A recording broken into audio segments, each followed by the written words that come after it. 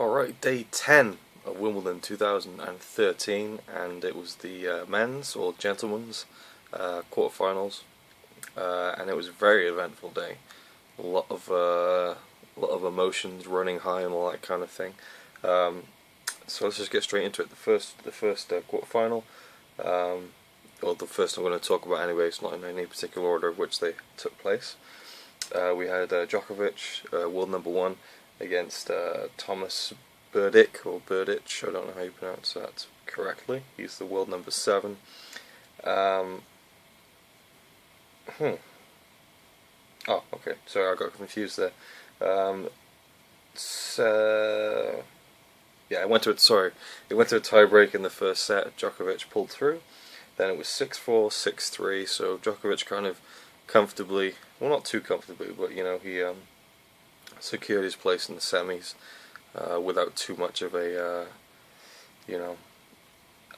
problem, I guess is the only way I can put it. Then we had Federer, world number 4, against Del Potro, world number 8, and right at the beginning of the match, Del Potro actually injured his leg.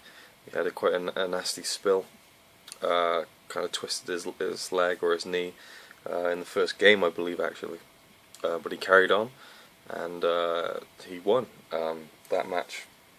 Again, straight set, 6-2, 6-4, and then a tiebreak to finish it off, 7-6. So Del Potro proceeds to, I believe, his first semi-final at Wimbledon against Djokovic, so that should be a very, very competitive match. And me and my mum were talking about how tall Del Potro is, and she's convinced he's like 7 foot. I should have looked that up actually and proved her wrong. I'm sure he's only like 6'5", maybe 6'6" at the most.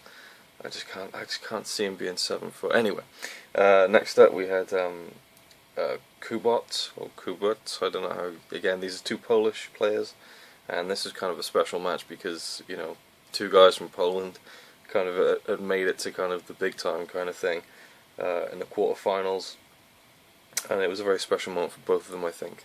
The other guy was Janovic, again, don't know how to pronounce that, and he won in straight sets, 7-5, 6-4, 6-4. Hands getting tired, sorry. Yeah, and like when Janovic won, he hugged his opponent for like 30 seconds. You could tell it was a really big moment for him, and you know, he did his interview afterwards, and he was like hyperventilating. He was, you know, and he was really emotional, and it was really cool to see that. It was really cool to see people who are that passionate about the sport and how much it means to them, and how much Wimbledon means. I'm guessing it's probably his first semi-final in a Grand Slam major tournament, so it could be that, but also, you know, Wimbledon's a big deal, so again, it was cool to see that, and a nice piece of emotion out there on the court, very cool. And then finally, we had the the unbelievable roller coaster that was Andy Murray against Fernando Verdasco of Spain. So yeah, I didn't see any of these live, by the way, but I was in work and I had my phone kind of refreshing constantly on Wimbledon.com to get all the kind of the point-by-point updates on the Andy Murray match, and things that went from kind of bad to worse for Andy Murray. He lost the first set, 6-4. You know, lost his serve once, and that was it. And then the next set, it just again got worse from there. He lost 6-3. And things were just not looking very good for for Andy Murray. He powered back in the third set and emphatically won the third set, 6-1. That's when I started to get some hope back.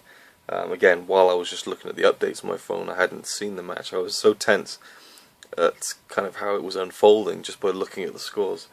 The fourth set he took 6-4, and then the final set, you know, they went to all the way to the end, and he ended up winning 7-5. Right at the final hour, final minute even, he broke Verdasco's serve and secured his place in the semi-finals once again, 7-5. So he really pulled out all the stops to kind of fight back for the whole 5 sets, or for the whole 3 sets, I guess, at the end. But he dragged it out to a full 5-set match and managed to win. Some of the points I saw on the highlights show, Murray was playing really good, but at other points it was kind of like he was missing really simple stuff by his standards, and you could see him getting quite annoyed as well. And that's something that he's kind of pulled back on, recently, kind of controlling his tempo on the court and stuff. And you could see a little bit of that old Andy Murray kind of creeping in as he was getting frustrated with himself, and rightfully so. He hadn't lost a whole set in the entire tournament up until this point, where he lost 2 right off the bat. And so, epic 5-set match. Hopefully the 5-set kind of really long match that he had today won't kind of fatigue him that much for the semis, where he will take on the Polish Janovic, however you pronounce his name. So I'd be alright if Murray went out in the semis, just to see that guy kind of get to the finals, although he would probably be hyperventilating throughout the whole match if that was the case. Who knows? So yeah, day 10 at Wimbledon, really cool. It's getting a lot more enjoyable now, and I'm looking forward to the next few days very much. Thank you for watching.